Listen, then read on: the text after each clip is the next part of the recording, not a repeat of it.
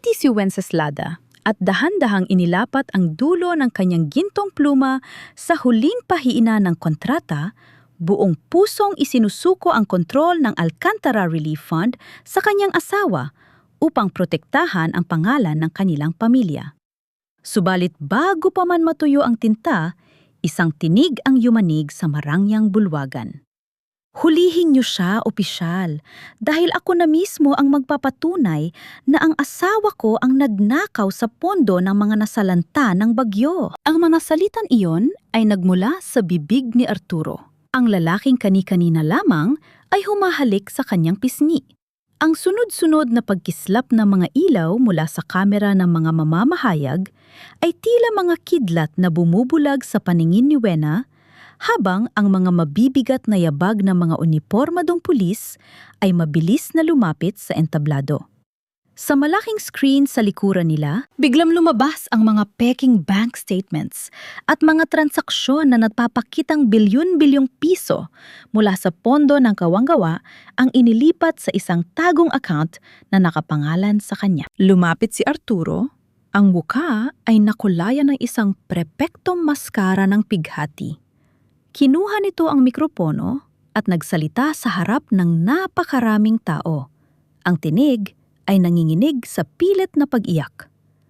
I had to do it, babe. Wala akong choice. I tried to protect you. I tried to hide your sickness. Pero hindi ko na kayang makita na ang mga mahihirap nating kababayan sa Samar at Leyte ang nadurusa dahil sa kasakiman mo. You forced me to do this, Wena. Sana mapatawad mo ako. Tinitigan lamang siya ni Wena. Ang kanyang asawa ay ginagawa siyang halimaw sa harap ng buong bansa. Lumingon si Wena sa gilid ng entablado upang hanapin si Isadora, ang pinsan at abogadong pinagkatiwalaan niya ng tunay na flash drive na naglalaman ng mga ebidensya ng paglustay ni Arturo. Ngunit nakita niya si Isadora na nakatayo sa tabi ng mga pulis, paling-iling at napupunas ng mga peking luha. I'm sorry, insan, wika ni Isadora habang nakaharap sa mga mamamahayag. Pila abogado niya, sinubukan ko siyang pakiusapan na ibalik ang pera. Pero lumalala na ang problema niya sa pag-iisip. The power and money corrupted her. Isang malamig na haplos ng katotohanan ang gumapang sa batok ni Wena. Ipinagbili siya ng sarili niyang kadugo. Bago pa man siya makapagsalita, umakyat sa entablado ang kanyang biyenan na si Doña Purisima. Taas noong humarap ang matanda sa mga nagla-livestream, lalo na sa nakatutok na lente ng sikat na vlogger na si Tess Cabading. Ang anak kong si Arturo ay isang santo. Tila nangangaral na pahayag ni Purisima. Tiniis niya ang isang asawang walang kwenta. Isang babaeng ginamit ang pera para ikulong ang anak ko sa isang malungkot na pagsasama. Isang asawang maski ang perang pantulong sa mga biktima ng sakuna ay ninakaw pa para sa sariling luho. At upang kompletuhin ang moro-moro ng mga santiyan, lumabas mula sa anino ng bulwagan ang isang pamilyar na bulto. Si Celestina, ang dalagang galing sa squatter na ginawang kabit ni Arturo. Ngunit hindi ang paglitaw ni Tina ang nakapagpatigil sa paghinga ni Wena. Ito ay ang suot ng dalaga. Isang itim na bestidang yare sa mamahaling sutla at pinapalamutian ng mga perlas. Ang paboritong damit ng yumaong ina ni Wena. Humawak si Tina sa braso ni Arturo. Ang mukha ay nagpapanggap na maamo at inosente. Naaawa ako sa iyo, Miss Wena. Malumanay na wika ni Tina. Sinasadyang ilapit ang bibig sa mikropono upang marinig ng buong bansa. Pero kailangan na kaming palayain ni Art mula sa kasamaan mo. He deserves peace. Sana magpagamot ka na. Ang mga nag-uulat at ang mga bisita ay nag-umpisang magbulungan, nagtapon ng mga salitang humuhusga at nandiriri sa babaeng nasa gitna. Sa mismong entabladong ipinagawa gamit ang pera ng kanyang mga magulang, si Wena ay ginagawang isang baliw na kriminal ng mga taong binuhay at pinayaman niya. Pinalibutan siya ng mga pulis, hawak ang posas na naghihintay na maikabit sa kanyang mga pulso. Wala siyang malalapitan. Wala siyang matatakbuhan. Ang hangin sa loob ng bulwagan ay naging mabigat at nakakasakal. Sa pagkakataong ito, hinihintay nilang lahat na magwala siya.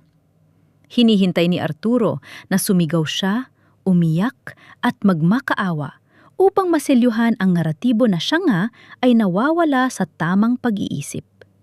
Ngunit tila tumigil ang pag-ikot ng mundo sa isipan ni Wena. Sa gitna ng kaguluhang iyon, naranasan niya ang isang nakakakilabot na paggising. Tinignan niya ang asawang binigyan niya ng kapangyarihan. Ang pinsang pinagkatiwalaan niya ng ebidensya. Ang biyenang pinayamang niya at ang babaeng suot ang damit ng kanyang ina. Lahat ng sakripisyo niya sa nakalipas na mga taon, ang lahat ng pagpaparaya niya para mabuo ang pamilyang ito, ay ginamit lamang upang patabain ang mga lintang nakadikit sa kanya. Ang kanyang kabaitan at pangunawa ay hindi naging pananggalang. Ito ang mismong naging sandata ng mga taong ito upang gilitan siya sa leeg. Ang pagmamahal ay isang kahibangan. Nawala ang lahat ng sakit sa kanyang dibdib at ang naiwan lamang ay isang matalas, rasyonal at nagyeyelong katahimikan. Nilapitan siya ni Arturo. Kunwari ay niyayakap siya para magpaalam. Ngunit bumulong ito sa kanyang tainga gamit ang boses na puno ng pagbabanta at pambabastos. Umakto kang baliw, Wena.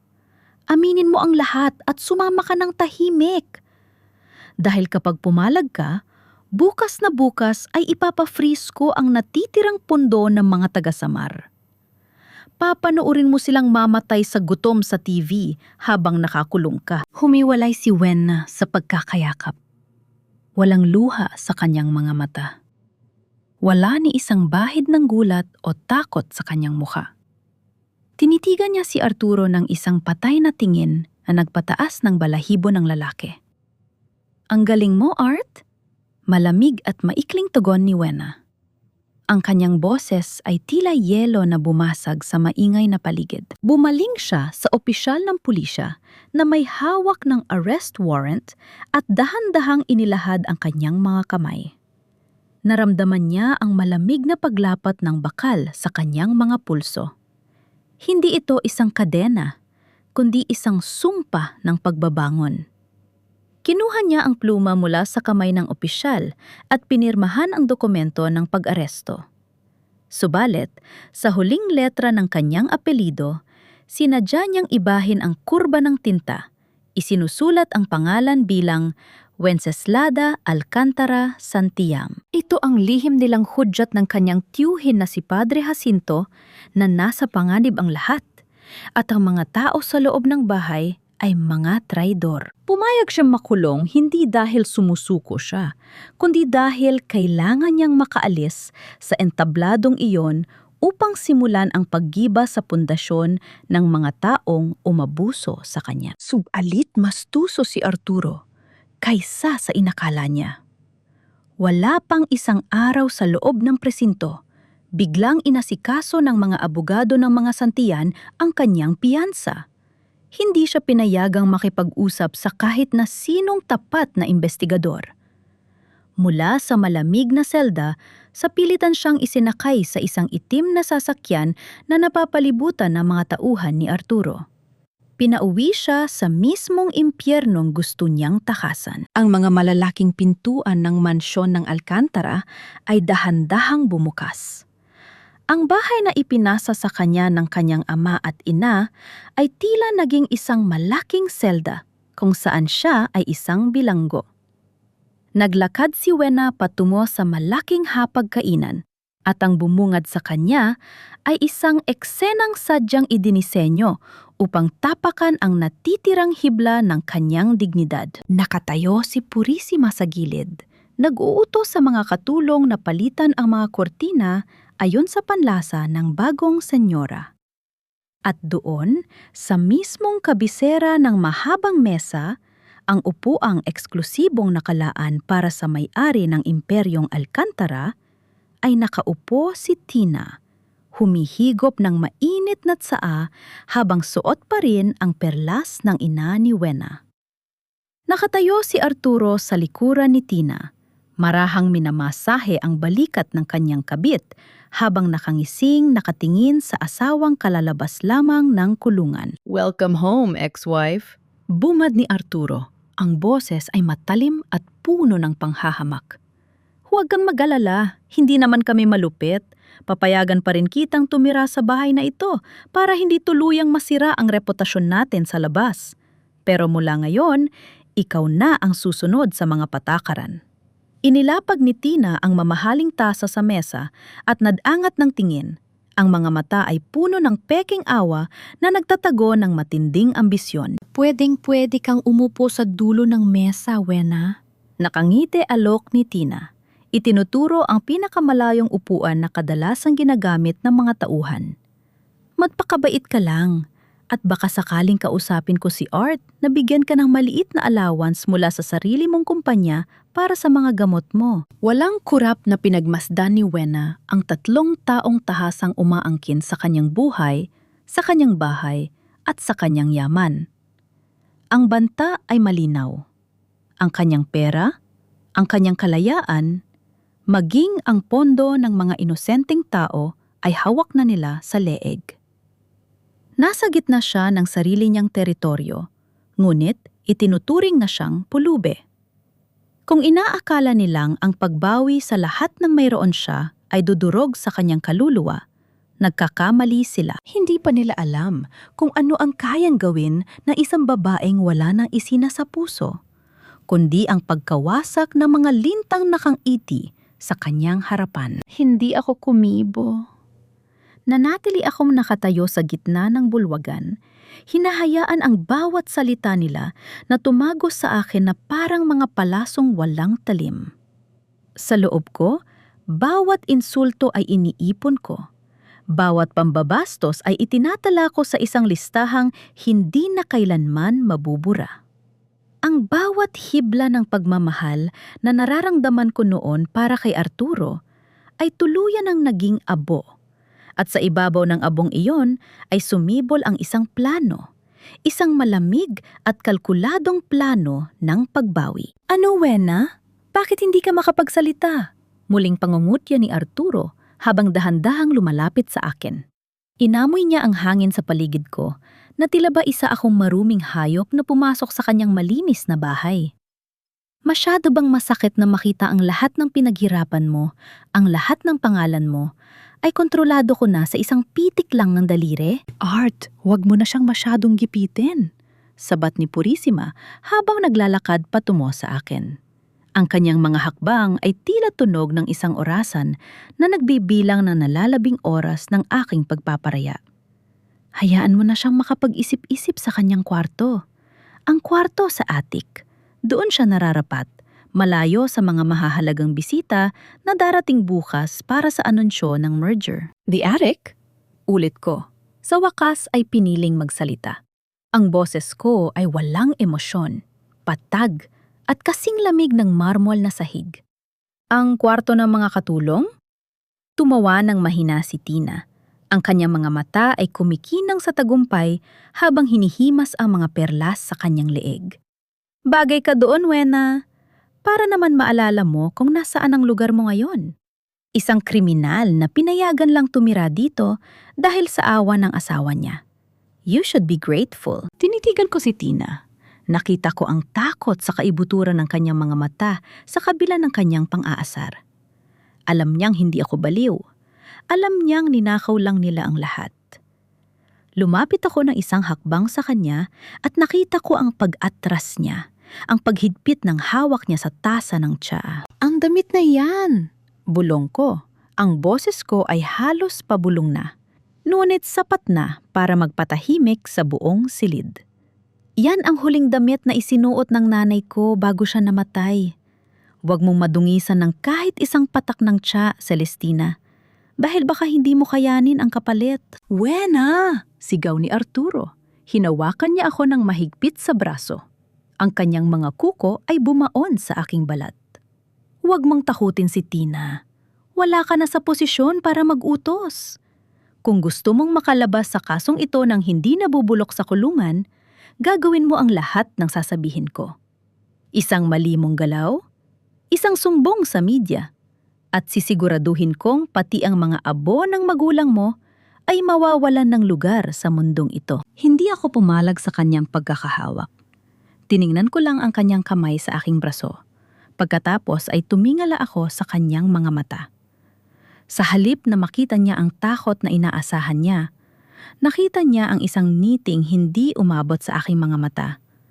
Isang ngiti ng isang taong tapos na sa laro ng emosyon. Naiintindihan ko, Arturo. Seryoso kong sagot. Ang mga patakaran mo, ang attic, ang pananahimik ko, gagawin ko ang lahat. Nagulat siya sa bilis ng aking pagsuko. Maging si Purisima at Tina ay nagkatinginan.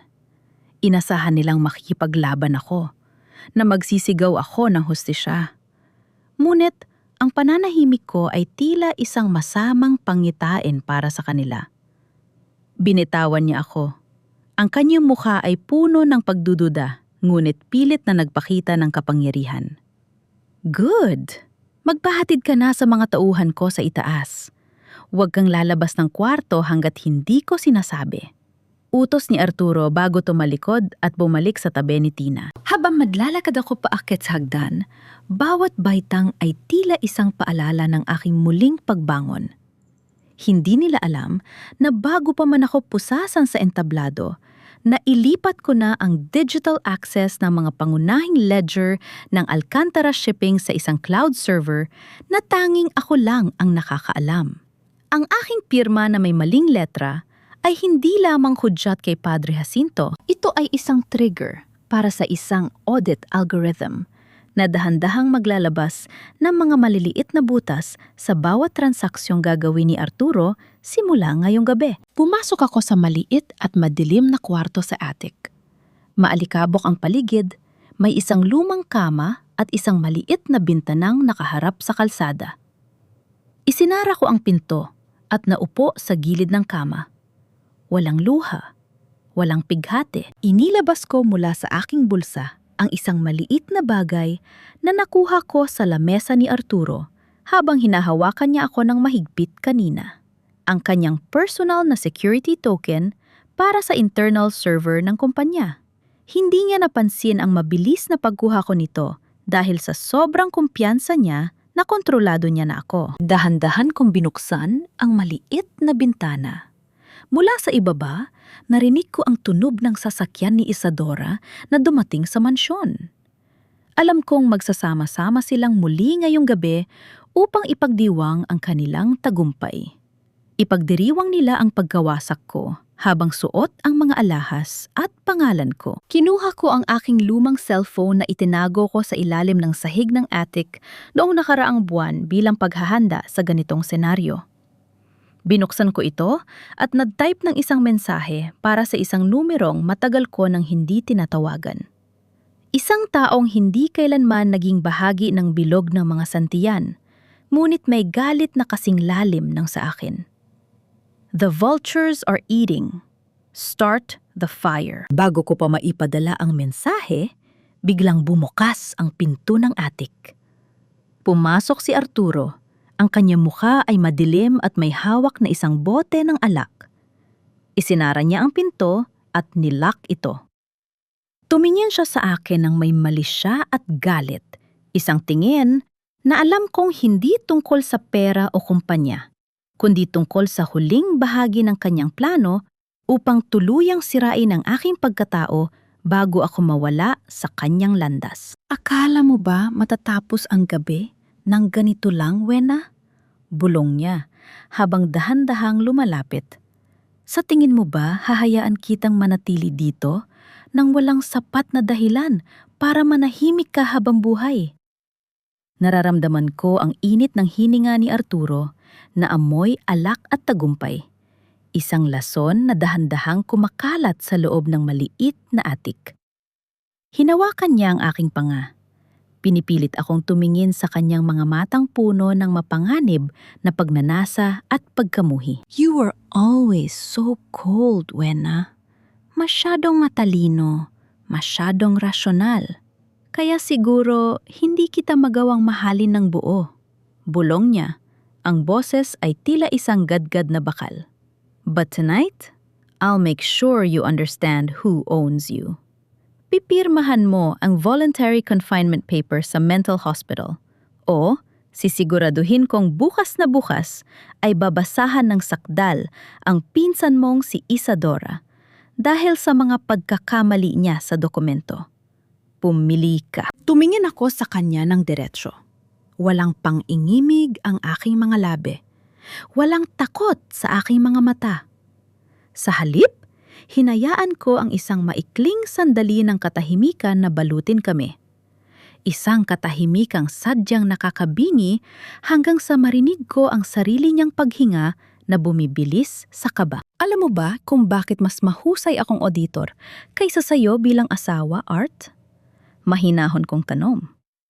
Ang boses ko ay kasing talim ng labaha. Because I always notice the smallest discrepancies.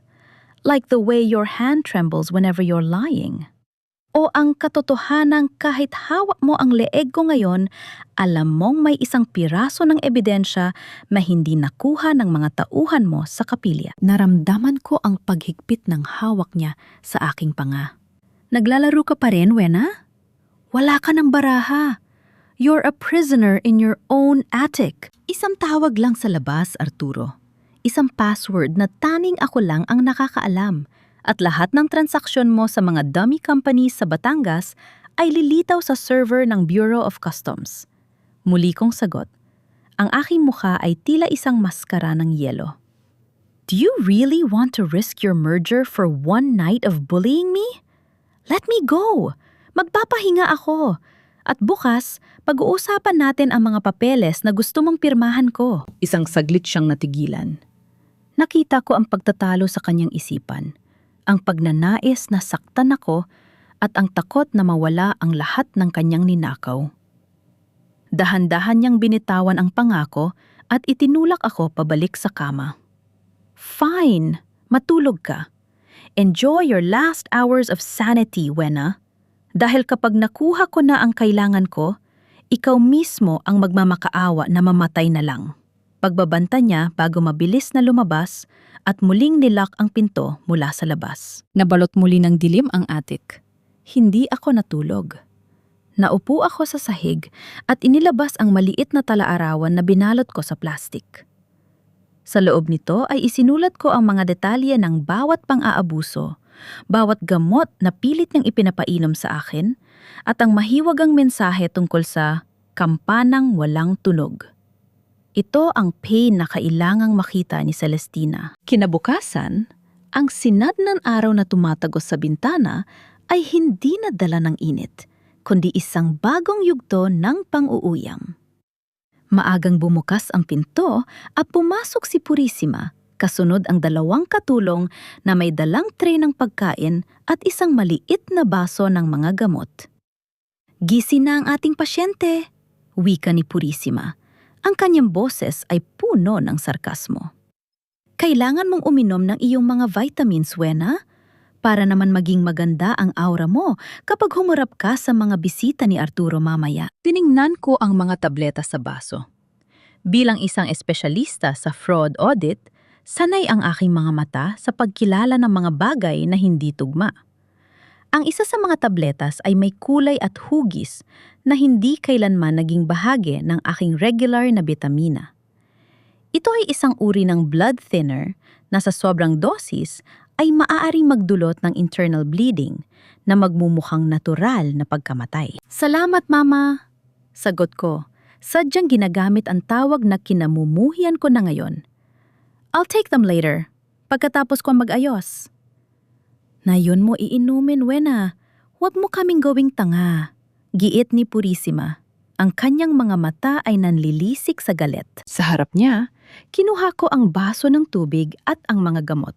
Isinakay ko ang mga ito sa aking bibig, uminom ng tubig at lumunok ng malalim. Nang makita ni Purisima na wala na ang mga tabletas, gumiti siya ng mapait at lumabas ng kwarto.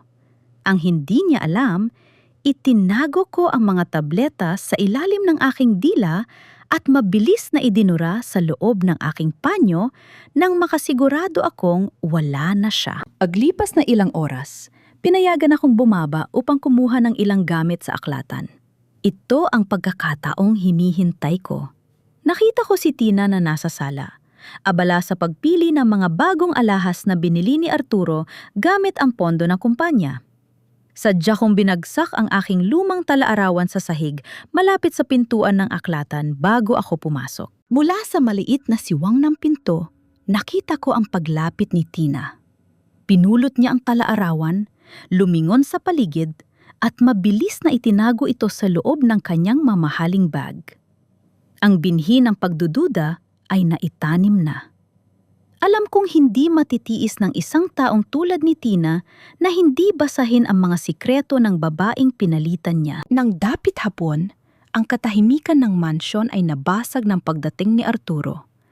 May dala siyang isang itim na envelope at ang kanyang muka ay puno ng isang mapanganib na kagalakan.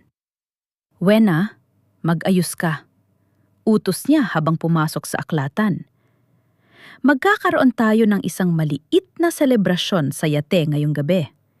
Isang Thanksgiving para sa tagumpay ng kumpanya at para ipakita sa mga investors na maayos ang kalusugan mo. "Sa yate?" Tanong ko, pilit na pinatitigas ang aking boses upang hindi mahalata ang aking mabilis na tibok ng puso.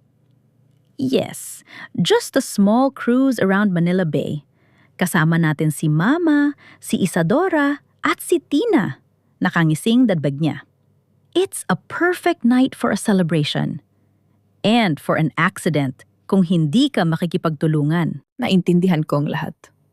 Ang selebrasyong ito ay ang gilyotina na inihanda nila para sa akin.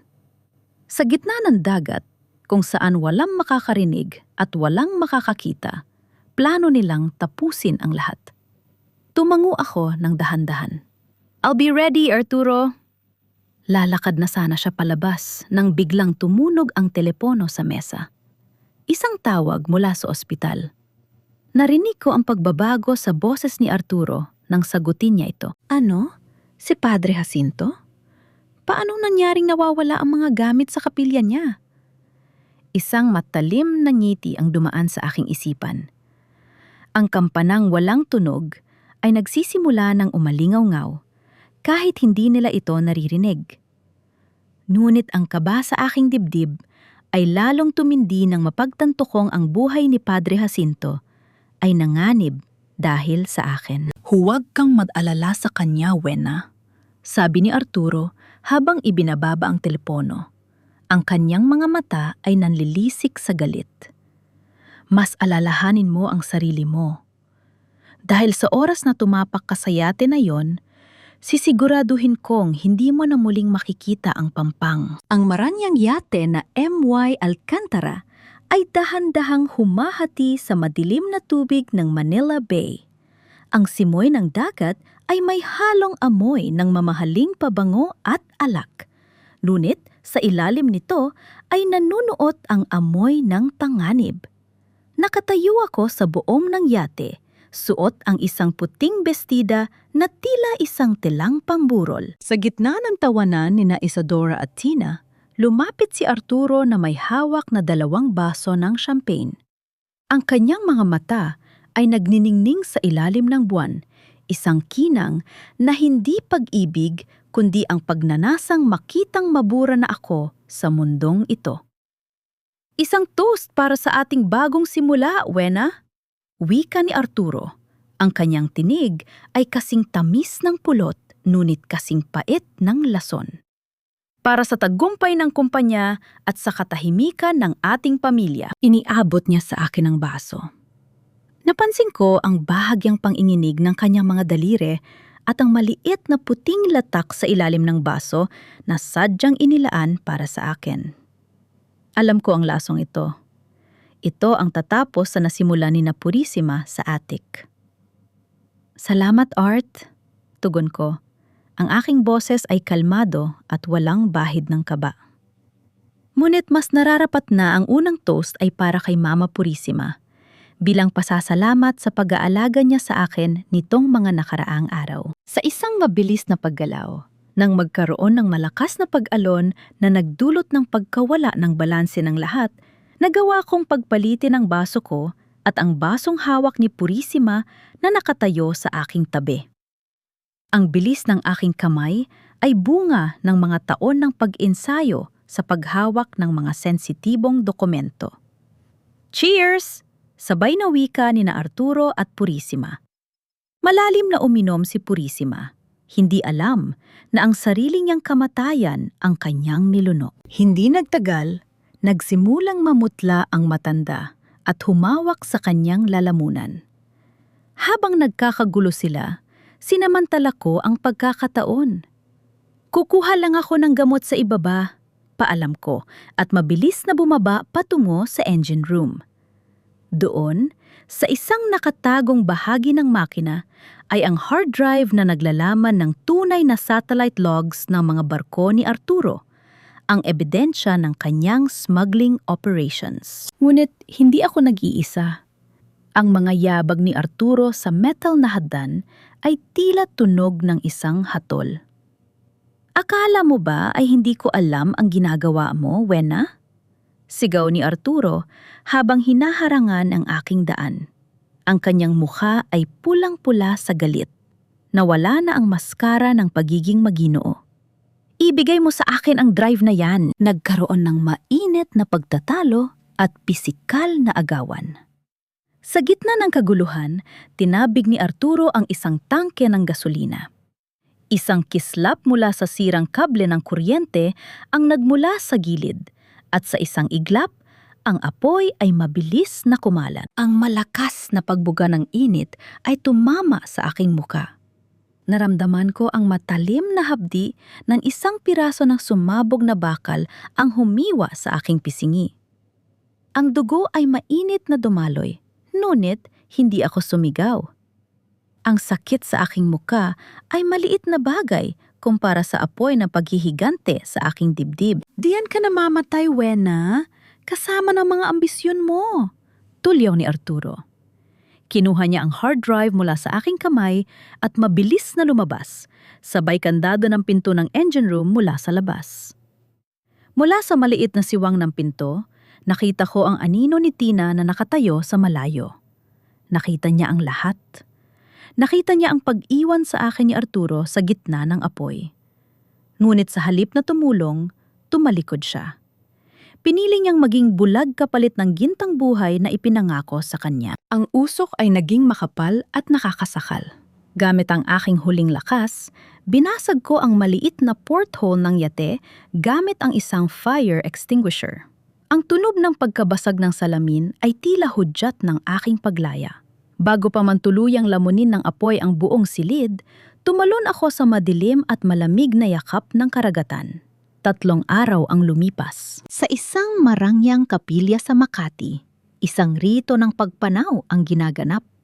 Ang kabaong ay sarado, naglalaman lamang ng mga gamit na natira mula sa nasunog na yate. Nakatayo si Arturo sa harap ng maraming tao, nakasuot ng itim, at umiiyak sa harap ng mga camera. Ang aking asawa ay isang bayani. Hitbi ni Arturo sa kanyang eulogy. Sinubukan niyang isalba ang kumpanya hanggang sa huli. Ang kanyang depresyon ang nagtulak sa kanya sa trahedyang ito.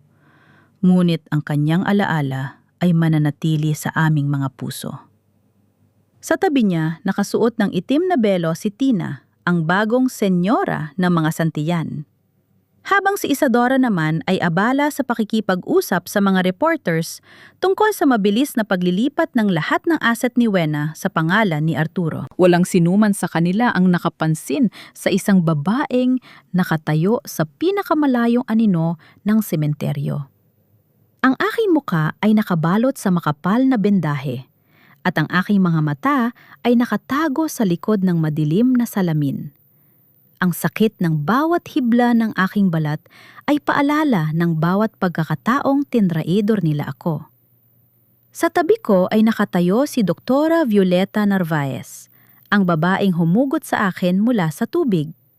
Ang kanyang malamig na kamay ay humawak sa aking balikat. Patay na si Wenceslada Santillan sa paningin ng mundo.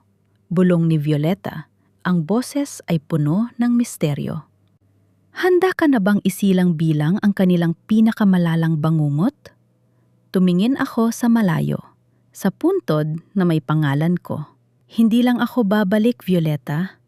Babalik ako para bawiin ang bawat sentimo, bawat hininga, at bawat dignidad na ninakaw nila.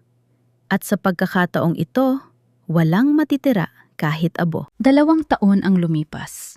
Ngunit ang bawat segundo ng pananatili ko sa klinika ni Doktora Violeta Narvaez sa Mindoro ay tila isang habambuhay na paghahanda.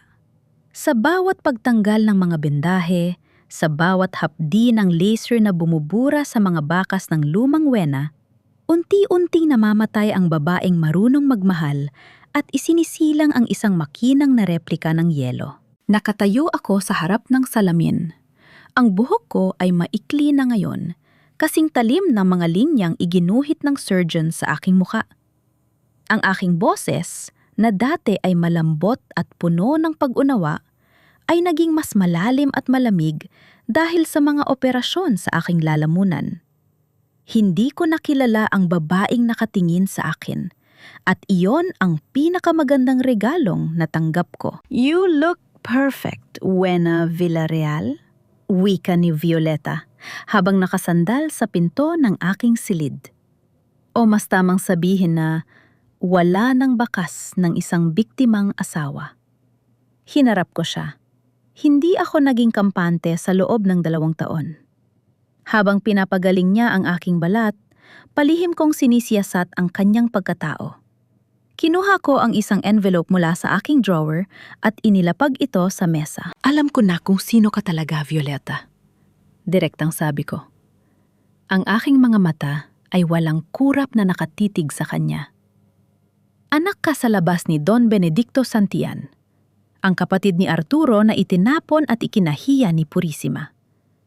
Iniligtas mo ako dahil kailangan mo ang ebidensyang hawak ko para mapatunayan ang iyong karapatan sa yaman ng mga Santillan. Isang sandaling katahimikan ang bumalot sa silid.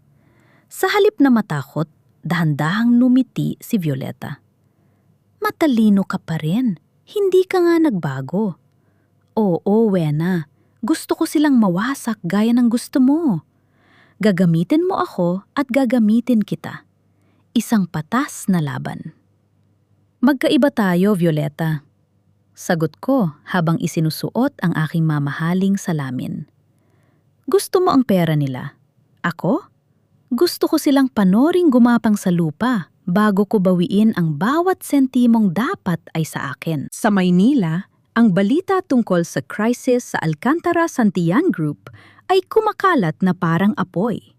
Dahil sa pagiging gahaman at maling pamamahala ni Arturo, ang kumpanyang itinatag ng aking mga magulang ay nalulunod na sa utang. Ang kanilang huling pag-asa ay ang pakikipag-ayos sa isang international creditor group na kinakatawan ng isang tanyag na expert sa corporate restructuring. Ang araw ng muling pagkikita ay dumating. Naglalakad ako sa pasilyo ng dating gusali ko. Ang tunog ng aking high heels sa marmol na sahig ay tila isang martilyo na napapako ng kanilang hatol.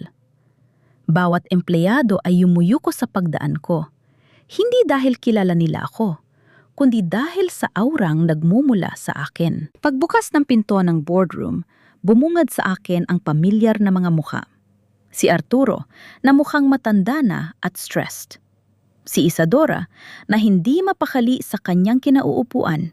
At si Purisima, na pilit pa ring nagmamaldita sa kanyang mga katulong. Good morning, gentlemen and ladies. Malamig kong panimula. I am Wena Villarreal, here to decide if your company is worth saving or if I should just sell your assets piece by piece. Nakita ko ang pagkabigla sa mga mata ni Arturo. Tinitigan niya ako ng matagal. Tila may hinahanap na pamilyar na anino sa aking mukha. Ngunit ang bagong ilong, Ang ibang hugis ng ganga at ang malamig na tinig ko ay sapat na upang hindi niya ako makilala.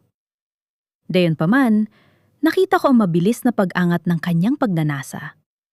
Ang hilig niya sa mga babaeng may kapangyarihan ay hindi nagbago. Miss Villarreal, wika ni Arturo, pilit na binabalik ang kanyang karisma. We are honored. Naniniwala akong ang pagsasama natin ay magiging produktibo. Produkto lamang ang habol ko dito, Mr. Santillan. Hindi pakikipagkaibigan. Putol ko sa kanya. Naupo ako sa kabisera ng mesa, sa mismong upuan kung saan nila ako hinamak noon. Umorder ako ng kape. Black coffee, with a thin slice of orange peel. Utos ko sa secretary. Nakita ko ang bahagyang pagkirot ng mukha ni Arturo. Iyon ang paboritong order ng kanyang asawang na mayapa na. Isang maliit na psychological slap na sadyang inilaan ko para sa kanya. Ngunit mabilis din siyang nakabawi. Sa buong pulong, walang awang binira ko ang bawat pagkakamali sa kanilang mga accounts. Pinagmukha ko silang mga tanga sa harap ng sarili nilang mga board members. Bawat salitang lumalabas sa bibig ko ay tila latigo na humahampas sa kanilang ego. "This is unacceptable," sigaw ni Purisima. "Sino ka para pagsalitaan kami ng ganyan? We are the Santillans." "You are a family on the verge of bankruptcy, madam." Hinarap ko siya ng walang takot. "Ang pangalan ninyo ay walang halaga kung ang bank accounts ninyo ay butas-butas. Kung ayaw ninyo sa kondisyon ko, maaari na akong umalis na yon at hintayin na lang ang pagdating ng sheriff para ilitaw ang lahat ng nakaw ninyong yaman." Napatahimik ang matanda. Si Arturo, sa halip na magalit, ay lalong naintriga sa akin. Lumapit siya pagkatapos ng meeting. Pilit na hinahawakan ang aking siko. "You are very impressive, Miss Villarreal." Bulong niya. "I like women who are difficult to handle." "Siguro, pwedeng pag-usapan natin ito ng mas personal?" Tumingin ako sa kamay niyang nakahawak sa akin. Ang parehong kamay na nagtulak sa akin sa apoy. Personal? Mr. Santillan, baka hindi mo kayanin ang presyo ko." Mabilis kong binawi ang aking braso at naglakad palabas. Ngunit sa paglingon ko, nakita ko si Tina na nakatayo sa dulo ng pasilyo. Mukha siyang pagod, balisa, at may mga pasa sa kanyang braso na sadyang tinatakpan ng concealer. Ang trasang na sumira sa buhay ko ay mukhang nakatikim na rin ng sariling lason ni Arturo. Pumasok ako sa aking sasakyan at kinuha ang folder na nagalaman ng bagong lagda ni Arturo. Ibinigay na niya sa akin ang ganap na otoridad na siyasatin ang lahat ng kanilang lihim na accounts upang isalba ang kumpanya. Hindi niya alam, ang salbabida na hawak niya ay may nakatagong mga pako. Ang bawat barya sa loob ng kumpanyang ito ay tila isang patak ng dugo na dahan-dahan kong binabawi mula sa mga linta.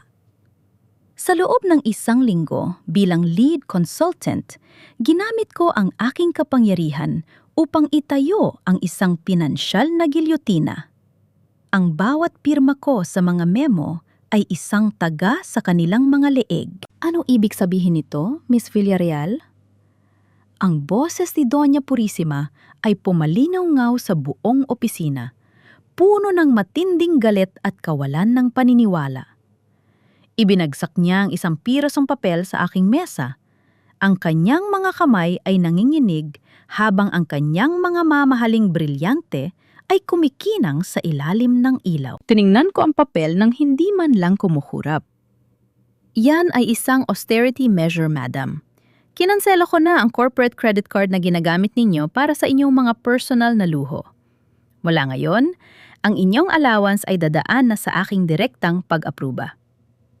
"How dare you? I am the mother of the CEO!" Sigaw niya. Ang kanyang mukha ay pulang-pula na tila sa sabog ang mga ugat sa kanyang noo. "At ang kumpanya ng anak ninyo ay technical na bangkarot na." Malamig kong sagot habang dahan-dahang sumasandal sa aking upuan. Kung gusto ninyo magpatuloy sa pagpunta sa mga mamahaling spa at pagbili ng mga imported na alahas, gamitin ninyo ang sarili ninyong pera. Ngunit ang pera ng mga shareholders ay hindi ninyo personal na alkansya. Hindi nakasagot ang matanda. Sa labas ng aking opisina, narinig ko ang mahinang tawanan ng ilang empleyado.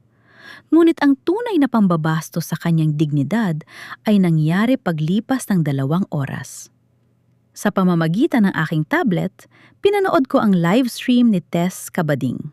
Nasa loob siya ng isang high-end salon sa Makati, kung saan naroon si Purisima. Mga ka-vlog! Grabe ang eksena dito! Bulong ni Tess sa harap ng kanyang camera. Ang kilalang Doña Purisima Santillan, hindi tinanggap ang credit card. Declined! At ang balita, pati ang kanyang kumpanya, ay hindi na raw siya sinasagot. Mukhang naghihirap na ang mga hari at reyna. Ang hiya na naramdaman ni Purisima sa harap ng maraming tao ay ang unang bayad sa lahat ng pagpapahiya niya sa akin noon sa entablado. Ngunit hindi doon natatapos ang gabi. Naglakad ako patungo sa office ni Isadora. Nang walang katok, binuksan ko ang pinto. Mr. Santillan has decided to downsize the legal department. Mula ngayon, ang opisina na ito ay gagawin nating storage room para sa mga audit documents. You have 1 hour to pack your things, Isadora. Wena Villarreal, you are overstepping your boundaries. Sigaw ni Isadora, pilit na itinatago ang takot sa kanyang mga mata. I have a contract! Isang contract na punong-puno ng legal loopholes na ako mismo ang nakatuklas. Mabilis kong putol sa kanya. Huwag mo akong hamunin sa batas, Isadora. Baka gusto mong ipaalala ko sa iyo ang tungkol sa mga dokumentong sadyang nawala 2 taon na ang nakalipas. Natahimik siya. Ang kanyang mukha ay namutla, tila nakakita ng multo. Lumabas ako ng opisina at doon, sa madilim na pasilyo, narinig ko ang isang pamilyar na tunog. Ang tunog ng isang malakas na sampal at ang pagsigaw ni Arturo. Wala kang kwenta, Tina. Ikaw ang malas sa buhay ko. Bulyaw ni Arturo sa loob ng conference room. Simula nang ikaw ang naging asawa ko, puro kamalasan na lang ang mangyayari. Hindi ka marunong humawak ng pera, puro ka lang gastos. Art, please. Hindi ko naman alam na ganito ang mangyayari. Hikbi ni Tina. Dati naman, binibigyan mo ako ng lahat. Dati yun, nung marami pa tayong pera. Muling sigaw ni Arturo. Kung hindi ka lang sana galing sa squatter, baka may naitulong ka pa sa akin gaya ni Wena. Isang mapait na ngiti ang dumaan sa aking mga labi. Sinisimula na niyang sisihin ang kabit niya sa mga pagkakamali niya, eksaktong gaya ng ginawa niya sa akin noon.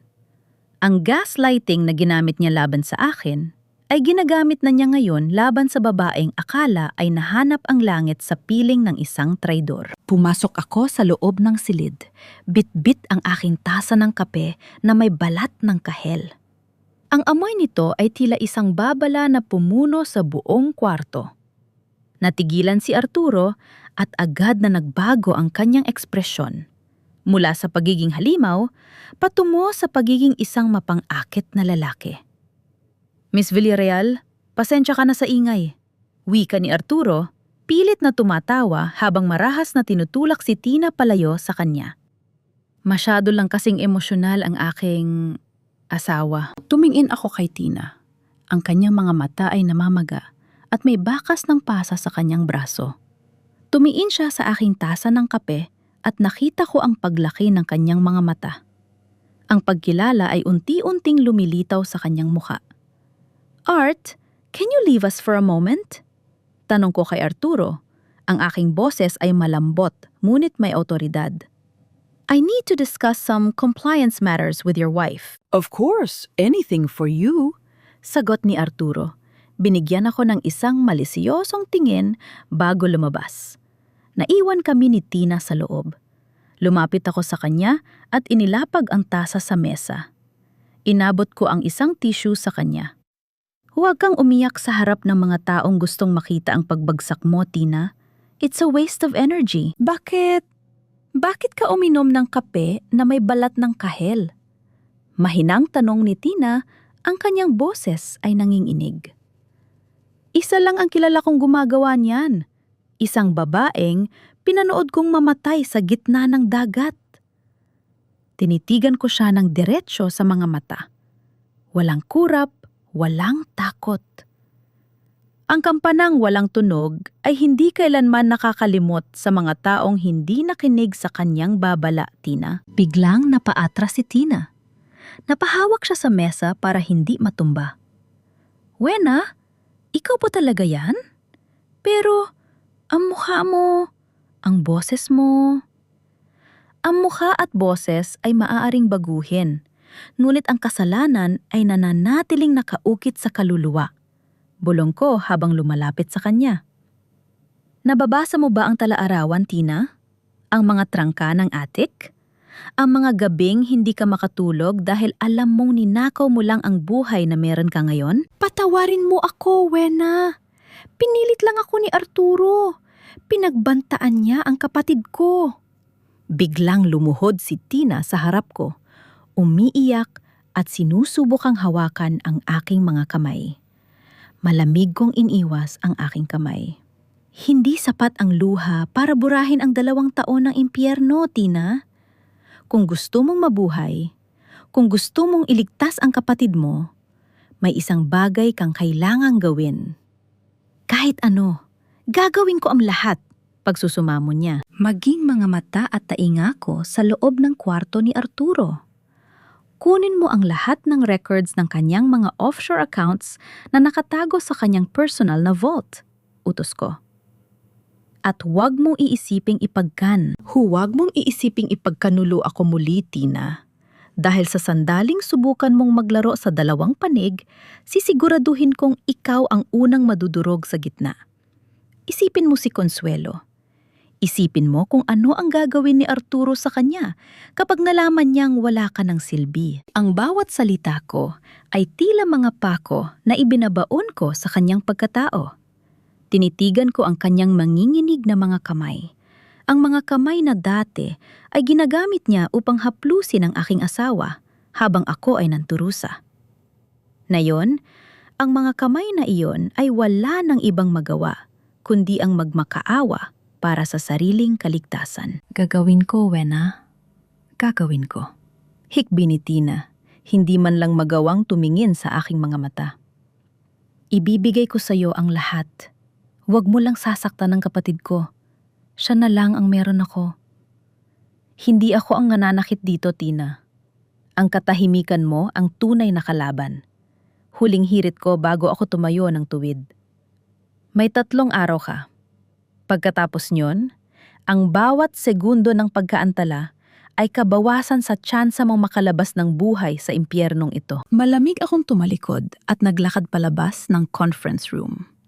Ang malakas na pagbukas at pagsara ng pinto ay umalingaw-ngaw sa tahimik na pasilyo, isang hudyat na tapos na ang oras ng negosasyon. Paglabas ko, nakita ko si Arturo na nakasandal sa pader malapit sa elevator.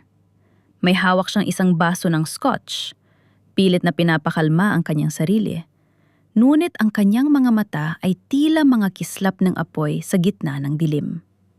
Agad siyang lumapit sa akin nang mapansin ang aking paglabas. Is everything all right, Miss Villarreal? Tanong niya. Pilit na ibinabalik ang kanyang mapang-akit na tono. Ngunit bakas sa kanyang boses ang pagkapagod. Masyado bang naging emosyonal ang aking asawa? Minsan kasi ay hindi niya alam kung paano kontrolin ang kanyang sarili. Ang asawa mo ay isang malaking liability sa kumpanyang ito, Mr. Santillan. Malamig kong sagot habang nilalagpasan siya. Kung ako sa'yo, mas pagtutuunan ko ng pansin ang iyong mga accounts kaysa sa kanyang mga drama. Ang mga foreign creditors ay nagsisimula na ring mawalan ng pasensya. I understand. Mabilis niyang tugon, sumusunod sa aking mga hakbang. Kaya nga gusto kong persona na pag-usapan ang mga susunod nating hakbang. Siguro over dinner? My treat. May isang bagong restaurant sa BGC na alam kong magugustuhan mo. Tumigil ako sa tapat ng elevator at dahan-dahang humarap sa kanya. Isang matalim ng ngiti ang iginuwit ko sa aking mga labi. Isang ngiting alam kung hindi niya kayang basahin. Masyado kang mabilis, Arturo. Hindi pa tayo tapos sa unang phase ng audit. At tandaan mo, hindi ako kumakain kasama ang mga taong hindi ko lubos na pinagkakatiwalaan. Ang tunog ng pagdating ng elevator ay nagsilbing pagtatapos ng aming pag-uusap. Pumasok ako sa loob at pinanood ang unti-unting pagsasara ng pinto.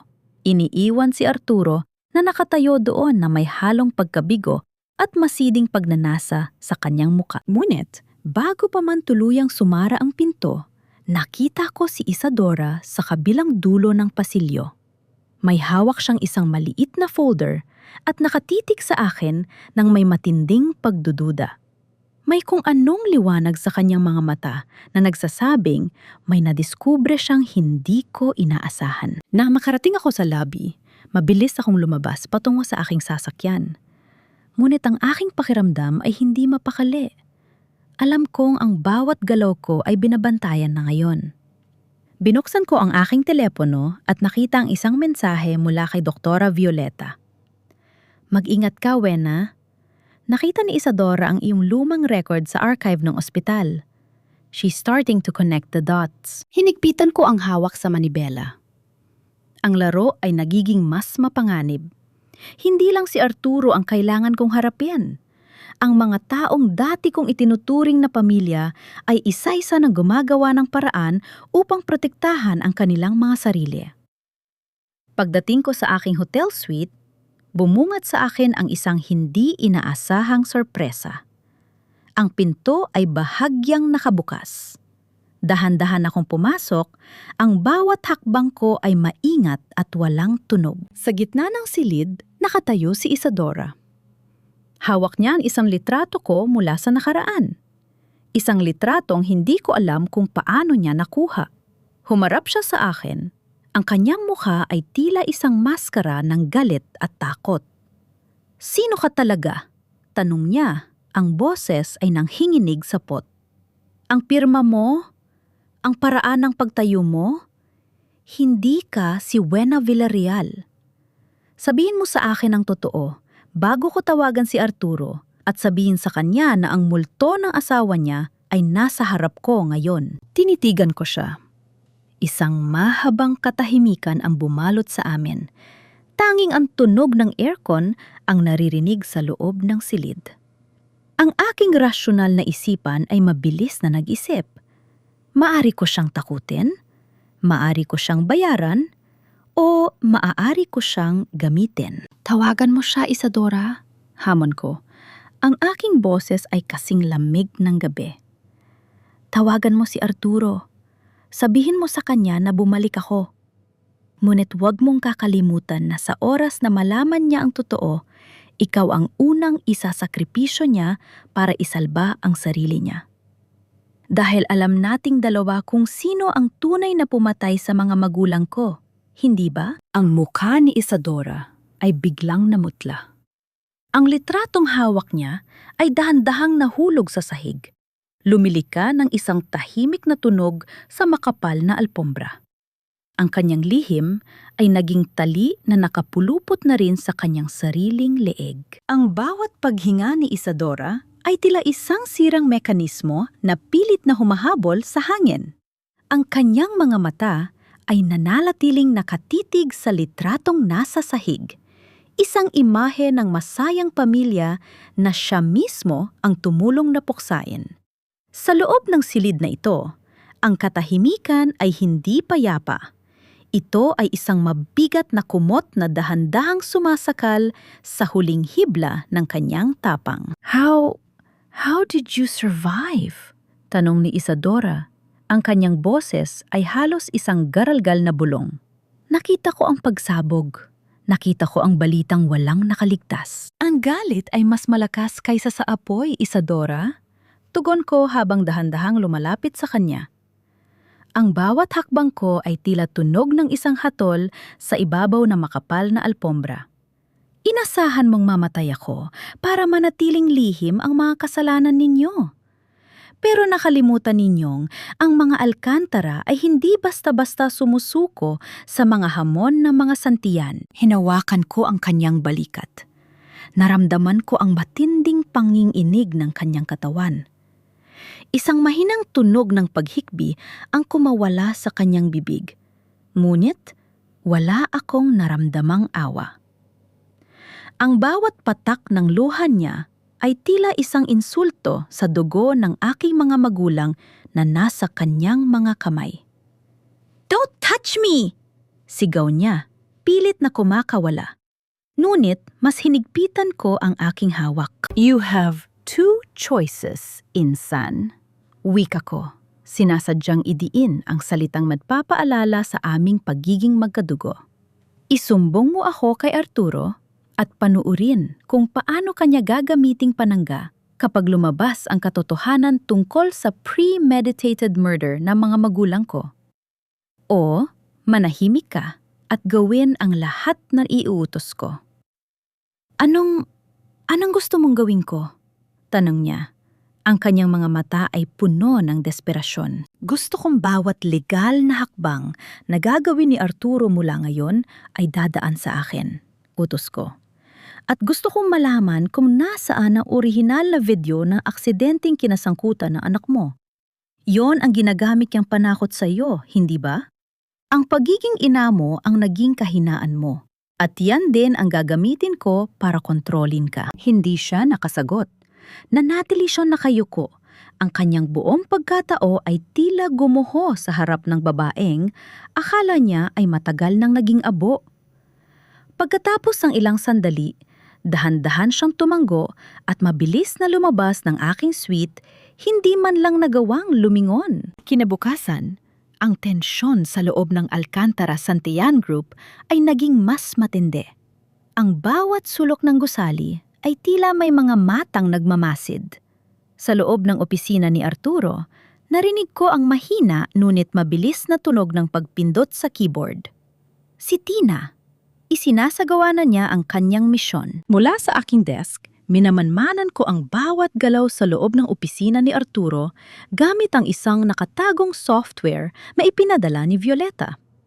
Nakita ko ang pag-clone ng bawat mensahe, bawat tawag at bawat transaksyon.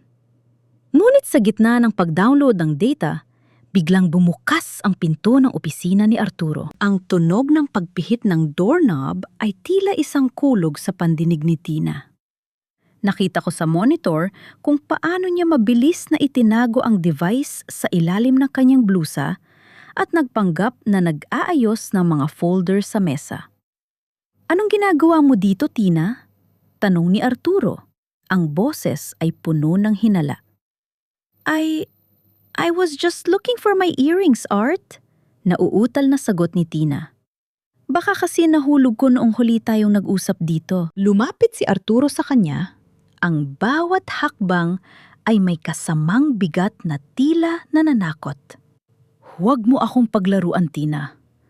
Alam kong may kakaiba sa kilos mo, simula nang dumating ang babaeng yon. Isang maling galaw mo lang, alam mo ang mangyayari kay Consuelo?" Naramdaman ko ang panginginig ni Tina kahit sa screen lang. Ang pagmamalupit ni Arturo ay wala nang pinipiling biktima. Ngunit, bago pa man lalong maghinala si Arturo, pumasok si Isadora sa opisina. Bitbit ang ilang mga papeles. "Art, kailangan nating pag-usapan ang bagong merger contract," sabat ni Isadora. Ang kanyang boses ay pilit na ginawang rasyonal. "May mga kailangang baguhin bago ito makita ni Miss Villarreal." Nailigtas si Tina ng sandaling iyon. Mabilis siyang lumabas ng opisina at diretso sa aking silid. Ang kanyang muka ay maputla at ang kanyang pawis ay malagkit sa takot. Iniabot niya sa akin ang clone device ng walang imik. Ang kanyang mga kamay ay hindi pa rin tumitigil sa panghinginig. "Nakuha ko na," bulong niya. "Pero Wena, hindi ko na kaya. Pinaghihinalaan niya ako. At si Consuelo, nagpadala siya ng mga tauhan sa boarding house ng kapatid ko." "Kumalma ka, Tina. Wika ko habang mabilis na sinisiyasat ang data sa loob ng device. May plano na ako para ilayo si Consuelo. Manatili ka lang na tapat sa akin. Ngunit ang tadhana ay may sariling paraan ng paglaro sa amin. Paglipas ng ilang oras, tumunog ang aking personal na telepono. Isang video message mula sa isang hindi kilalang numero. Nang buksan ko ito, ang aking puso ay tila tumigil sa pagtibok. Isang madilim na warehouse. Isang batang babaeng nakatali sa isang lumang silya, ang kanyang mga mata ay nakapiring at ang kanyang bibig ay may busal. Si Consuelo. Pagkatapos ng video, isang boses ang umalingaw-ngaw mula sa recording. Ang boses ni Arturo. Miss Villarreal, o dapat ba kitang tawaging mahal? Alam kong pinapanood mo ito. At alam ko rin ang lahat ng nilalaro ninyong tatlo ni Tina at Isadora.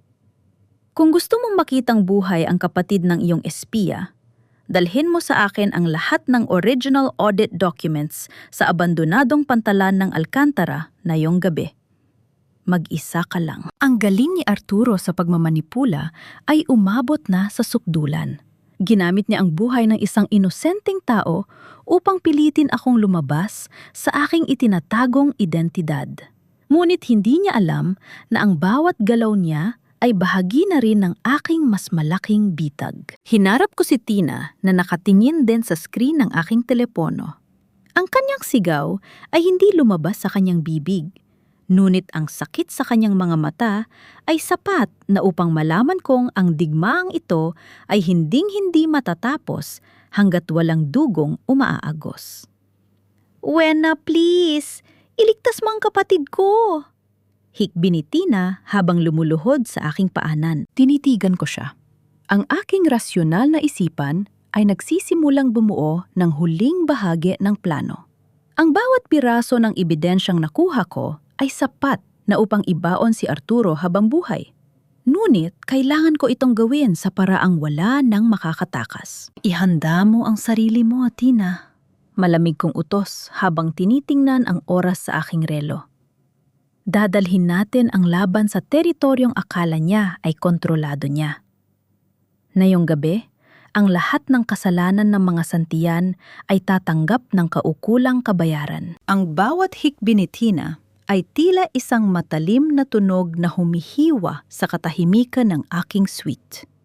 Ang kanyang desperasyon ay umaalingaw-ngaw sa apat na sulok ng silid, ngunit nanatili akong nakatayo sa harap ng bintana. Pinagmamasdan ang mga ilaw ng lusod na tila mga nanonood na mata.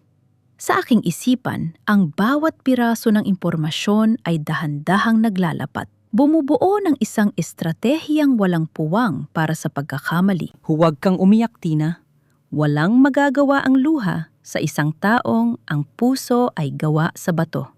Malamig kong pangaral habang hindi lumilingon sa kanya. Ang bawat patak ng luha mo ay nagpapatunay lamang kay Arturo na kontrolado niya tayo. Tumayo ka. Pero ang kapatid ko, Wena, papatayin niya si Consuelo.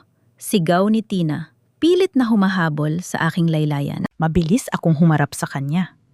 Ang aking mga mata ay nagminingming sa ilalim ng malamig na ilaw ng chandelier. Hindi siya papatayin ni Arturo hanggat hindi niya nakukuha ang gusto niya. At ang gusto niya ay ang aking katahimikan. Ngayon, makinig ka. Paulit-ulit nating pakinggan ang video na ipinadala niya. Habang pinapatugtog ang maikling clip, isinara ko ang aking mga mata. Pinakinggan ko ang bawat detalye sa background. Ang mahinang paghampas ng alon, ang kalansing ng mga kalawang na bakal, at ang isang malungkot na pag-alingaw-ngaw ng sirena ng barko sa malayo. Ang bawat tunog ay nagtuturo sa isang partikular na lokasyon. Ang abandonadong warehouse sa tabi ng lumang suungdong tao ng Alcantara.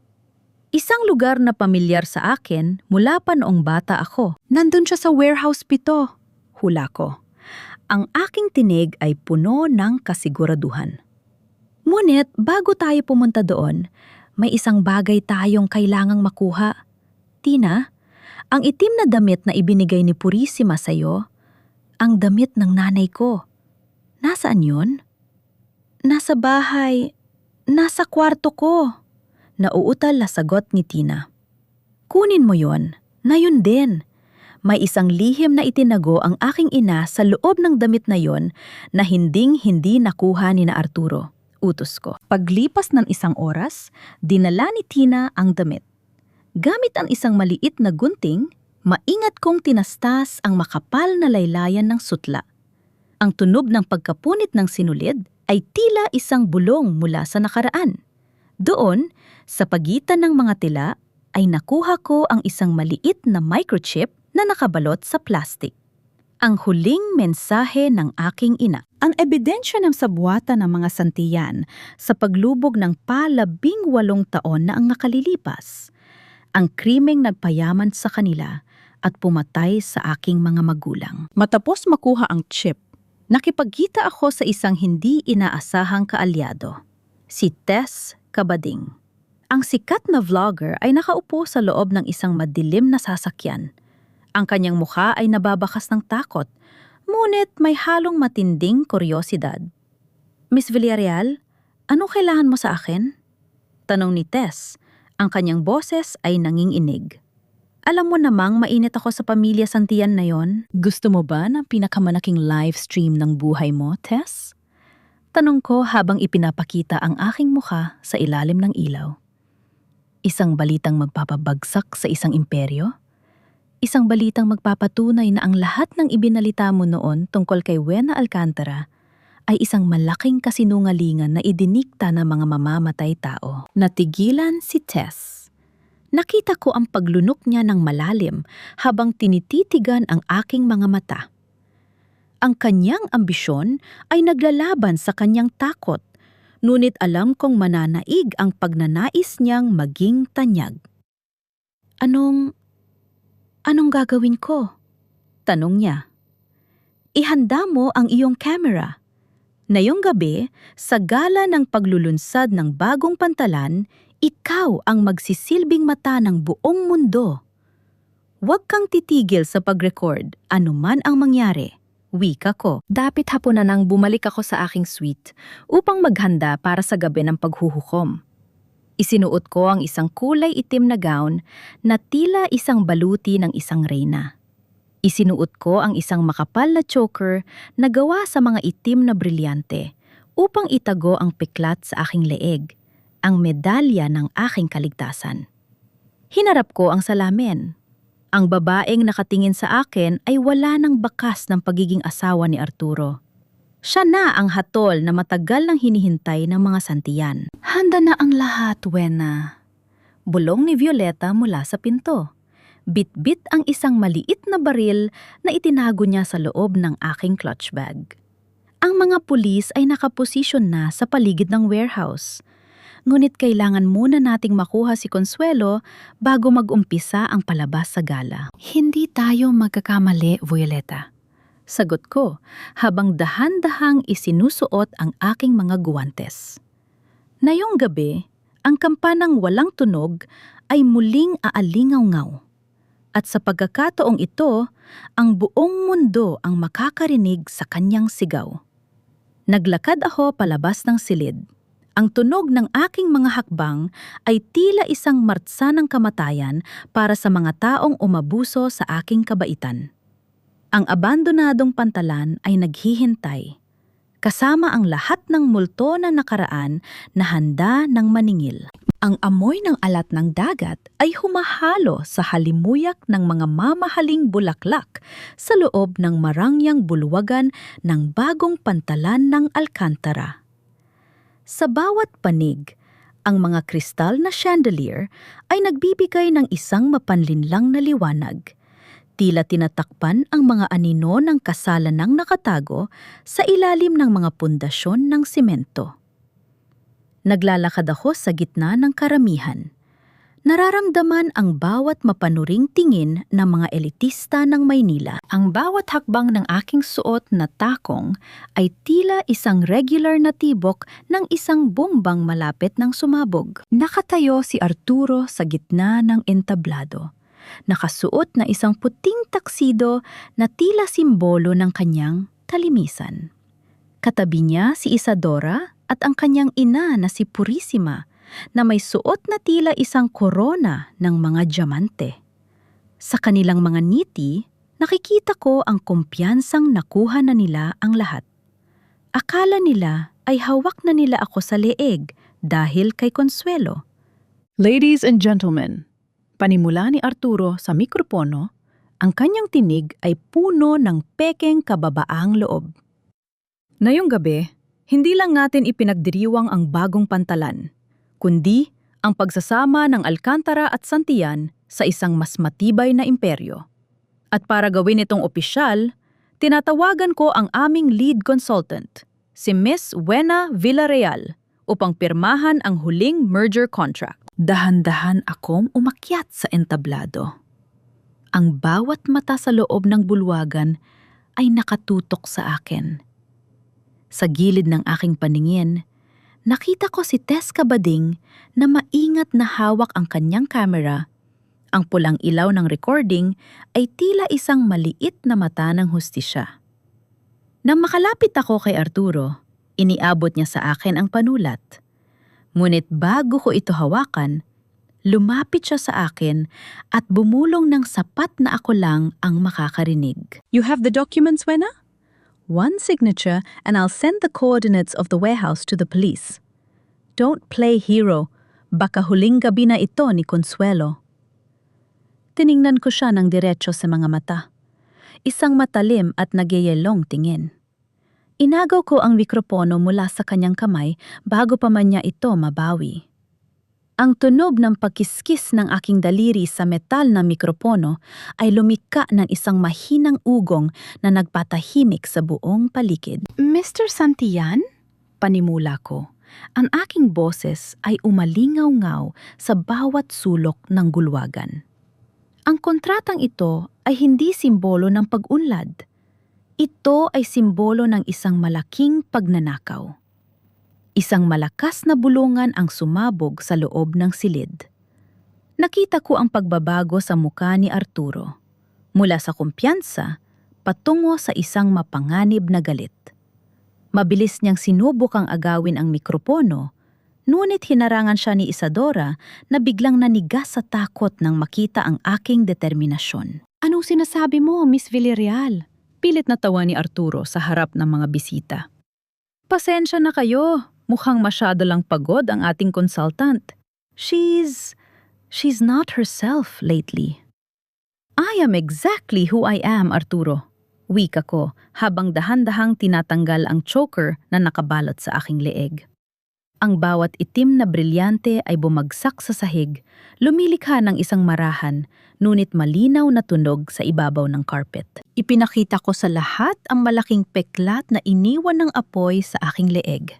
Isang kolektibong singhap ng gulat ang narinig sa buong bulwagan.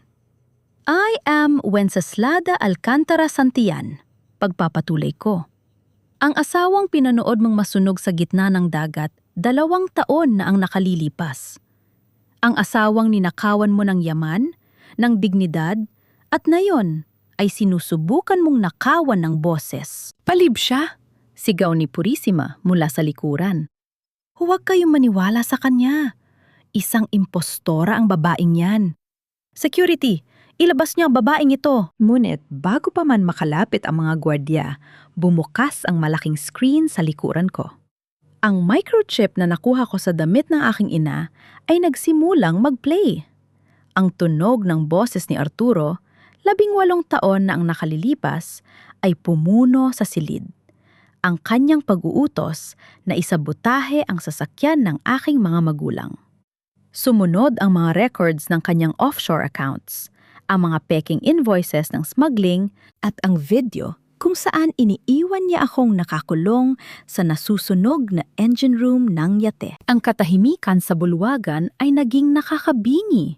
Ang bawat tao ay nakatitig sa screen, sa mukha ni Arturo na dahan-dahang nawawalan ng kulay. Art, tell them it's not true! Hikbi ni Tina na biglang lumitaw sa gilid ng entablado. Ngunit sa pagkakataong ito, hindi siya lumapit kay Arturo. Sabihin mo sa kanilang lahat kung paano mo rin ako pinagbantaan. Sabihin mo kung paano mo kinidnap ang kapatid ko para lang manahimik kami. Humarap si Tina sa mga namakamera ni Tess Cabading. Lahat ng sinabi niya ay totoo. Inutusan niya akong magsinungaling sa pulisya noon. Si Wena ang tunay na biktima dito. You traitor? Sigaw ni Arturo. Akma niyang sasampalin si Tina nang biglang bumukas ang malalaking pintuan ng bulwagan. Pumasok si Doktora Violeta Narvaez. Suot ang kanyang puting coat na tila isang anghel ng kamatayan. Sa kanyang tabi ay ang mga opisyal ng National Bureau of Investigation. Ngunit ang dala ni Violeta ay hindi lamang suporta para sa akin. Teka muna, Wena. Wika ni Violeta. Ang boses ay puno ng sarili niyang ambisyon. I am Violeta Santillan, ang tunay na tagapagbana ng yaman ni Don Benedicto. At ang ebidensyang hawak mo, Wena, ay patunay rin na ang kumpanyang ito ay dapat mapunta sa akin, hindi sa asawa mong mamamatay tao. Isang panibagong gulo ang sumiklab. Nakita ko ang pagnisi ni Arturo sa gitna ng desperasyon. Kita niyo na? Isa itong malaki sa buwatan. 2 babaeng baliw na gustong agawin ang pinaghirapan ko. Lumingon si Arturo sa mga gwardya. Ilabas silang lahat. This is my port, my territory. Naramdaman ko ang mabilis na tibok ng aking puso. Ang lahat ng pinagplanuhan ko ay tila nagiging isang malaking kaguluhan dahil sa paglitaw ng tunay na agenda ni Violeta. Ngunit sa gitna ng hiyawan at tulakan, isang tunog ang nanghibabaw. Ang tunog ng pagdating ng mga police car sa labas ng pantalan. Hinarap ko si Arturo. Ang aking mukha ay nananatiling rasyonal at malamig sa gitna ng bagyo. Tapos na ang laro mo, Arturo. Ang warehouse kung saan mo itinago si Consuelo. Nailigtas na siya ng mga tauhan ni Padre Jacinto kalahating oras na ang nakalilipas. Wala ka na ng alas laban sa akin. Ang pagtawa ni Arturo ay naging isang hysterical na halakak. You think you won? If I'm going down, Wena, sisiguraduhin kong walang matitira sa atin. Dinukot ni Arturo ang isang maliit na remote mula sa kanyang bulsa. Isang tuyong tunog ng pagpindot ang narinig sa buong bulwagan. May mga pampasabog sa ilalim ng pantalan na ito. Bulong niya. Ang kanyang mga mata ay nanlilisik sa galit. Ngayon, tingnan natin kung sino ang huling tatayo. Ang malakas na hiyawan ng mga panauhin ay tila isang malaking alon na humampas sa loob ng bulwagan. Ang tunog ng mga bumagsak na silya at ang pagkabasag ng mga kristal na baso ay naging koro ng kaguluhan habang ang mga tao ay nag-uunahang makalabas patungo sa mga exit. Ngunit nanatili akong nakatayo sa gitna ng entablado. Ang aking mga mata ay hindi kumukurap habang nakatitig sa nanginginig na kamay ni Arturo na nakahawak sa remote. Huwag kang mag-aksaya ng pagpindot, Arturo. Malamig kong wika. Ang boses ko ay nanghibabaw sa ingay ng paligid. Ang signal ng remote na yan ay matagal ko nang pinutol nang i-access ko ang security system ng pantalan gamit ang iyong sariling token kaninang madaling araw. Ang tanging maririnig mo ay ang mahinang tunog ng plastic na nagbabanggaan, hindi ang pagsabog na inaasahan mo. Natigilan si Arturo. Paulit-ulit niyang pinindot ang button. Ang kanyang mukha ay naging maskara ng purong desperasyon at pagkabaliw. Ngunit walang nangyari. Ang katahimikan ng pantalan ay nanatiling buo, maliban sa papalapit na tunog ng mga sirena ng pulis sa labas. You monster! Bulyaw ni Arturo. Akma niya akong susunggaban nang mabilis siyang harangan ng mga opisyal ng NBI. Sa pagkakataong yon, dahan-dahang lumapit si Isadora, ang kanyang muka ay basang-basa ng luha. Tapos na, Art, ibinigay ko na sa kanila ang lahat. Ang video ng aksidente ng anak ko, ang mga orihinal na utos mo. Hindi ko na kayang mabuhay sa ilalim ng iyong mga pananakot. Napaluhod si Isadora sa harap ng mga kamera ni Tess Cabading na hindi tumigil sa pag-record ng bawat segundo ng pagbagsak ng imperyo. Patawarin mo ako, Wena. Ako ang nagbigay ng itinerary ng mga magulang mo kay Arturo. Ako ang pumatay sa kanila dahil sa takot ko sa kanya. Hindi ko siya tinulungan tumayo. Tinitigan ko lamang siya ng may rasyonal na pagtanggap. Ang katarungan ay hindi laging matamis. Madalas ay may lasa ito ng abo. Humarap ako kay Violeta na nakatayo sa gilid at handa nang angkinin ang mga natirang asset. Isang matalimang ngiti ang iginuhit ko sa aking mga labi. At ikaw, Violeta, panimula ko. Ang boses ko ay kasing talim ng labaha. Akala mo ba ay hindi ko napansin ang pagbili mo ng mga stocks ng kumpanya gamit ang dummy accounts noong panahong bumabagsak ang presyo nito? Ang pagliligtas mo sa akin ay hindi isang gawa na kabutihan, kundi isang investment. Ibinigay ko na rin sa mga awtoridad ang ebidensya ng iyong insider trading at stock manipulation. Ang muka ni Violeta ay dahan-dahang namutla. Wena, iniligtas ko ang buhay mo. Kung hindi dahil sa akin, wala ka dito. Iniligtas mo ang buhay ko upang maging kasangkapan sa iyong pansariling interes, Violeta. Ibinigay ko ang aking pasasalamat, ngunit ang katarungan ay walang utang na loob. Malamig kong sagot. Sa gitna ng komosyon, pumasok si Padre Jacinto kasama si Consuelo. Ang bata ay nanginginig pa rin, ngunit ligtas na, agad siyang sinalubong ni Tina ng may mahigpit na yakap. Sa sandaling yon, ang huling alas ni Arturo ay tuluyan ng naglaho. Sa pagkaipit, lumingon si Arturo sa kanyang ina. Si Mama! Siya ang may kasalanan ng lahat. Siya ang nagturo sa akin na kailangang makuha ang lahat ng yaman ng mga Alcantara sa kahit anong paraan. Siya ang nag-utos na itago ang mga pondo. Ang muka ni Doña Purisima ay tila gumuho. Ang babaeng isinakripisyo ang lahat upang protektahan ang kanyang anak ay pinanood kung paano siya itinulak ng sariling laman at dugo patungo sa kapahamakan. Arturo, anong sinasabi mo? Ginawa ko ang lahat para sa'yo. Diyan mo makikita ang bunga ng iyong pagpapalaki, madam. Wika ko habang tinitingnan ang matanda na ngayon ay mukhang isang kawawang anino na lamang. Ang halimaw na nilikha mo ang siya ring lalamon sa'yo. Sinubukan ni Arturo na tumakas patungo sa bintana. Ngunit ang pasilyo ay hinarangan ng mga tao. Hindi ang mga pulis, kundi ang mga pamilya ng mga biktima ng lumang paglubog ng pa na itinago nila sa loob ng maraming taon. Walang sinuman ang nagsalita. Tanging ang tahimik na pagtitig ng daan-daang pares ng mga mata na humihingi ng paniningil. Ang bigat ng kanilang mga titig ay mas matindi pa sa anumang pader na simento. Pinosasan si Arturo sa harap ng buong bansa. Ang kanyang sigaw at pagmumura ay umalingaw-ngaw sa buong pantalan habang kinakaladkad siya palabas. Sumunod si Purisima at Isadora. Ang kanilang mga mamahaling alahas ay tila mga pabigat na humihila sa kanila pababa. Naiwan kaming dalawa ni Tina sa entablado. Lumapit siya sa akin. Ang kanyang mga mata ay puno ng pagsisisi. Ano nang mangyayari sa amin, Wena? Handa akong harapin ang kulungan. Harapin mo ang iyong sentensya ng may dignidad, Tina. Pagkatapos nyon, baka doon mo lang mahanap ang tunay na kalayaan. Sagot ko. Hindi kita mapapatawad na yon.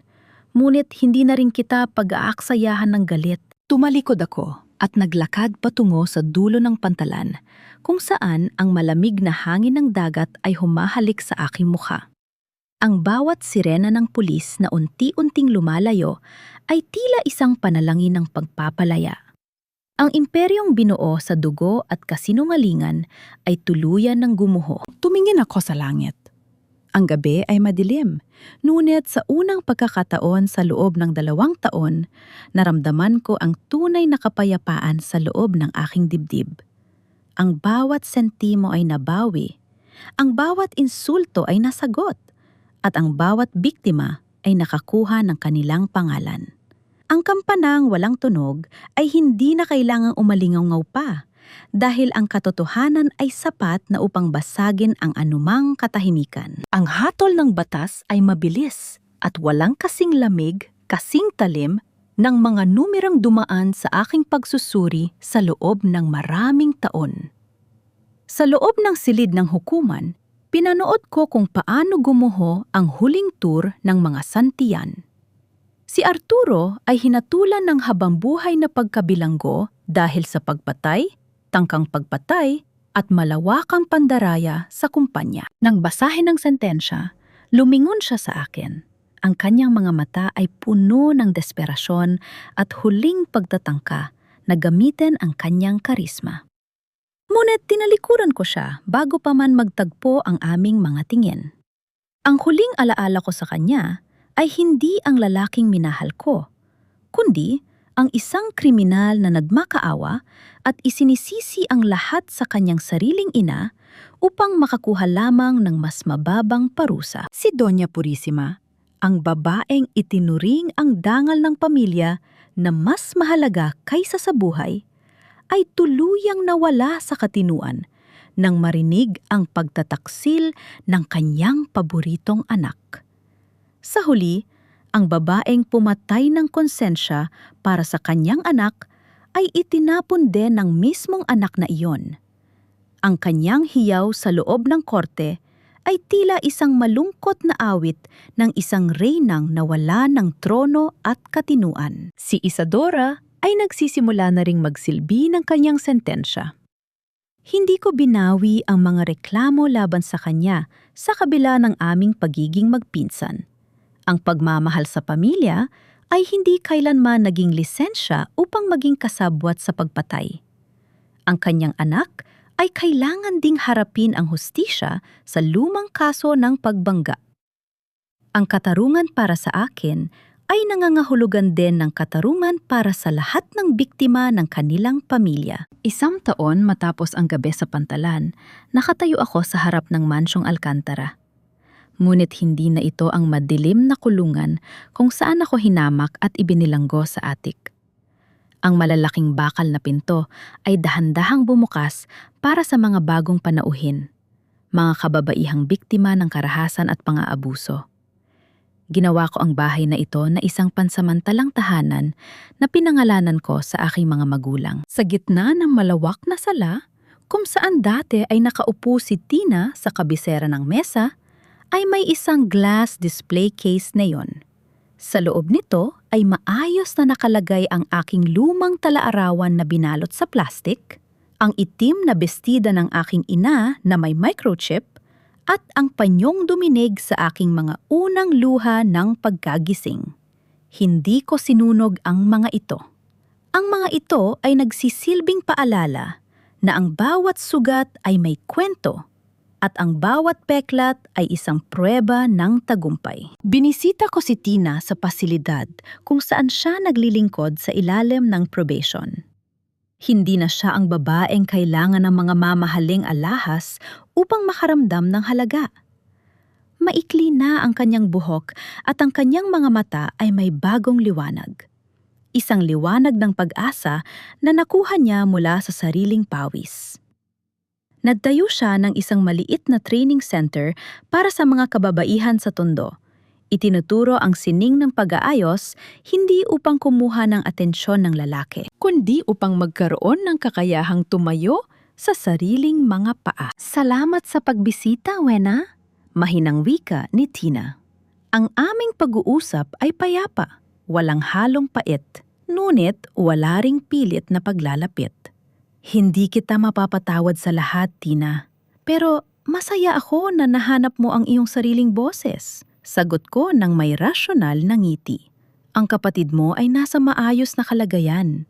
Ang kanyang pag-aaral ay garantisado hanggang sa makapagtapos siya. Alam ko, At habang buhay akong mapapasalamat sa iyo dahil doon.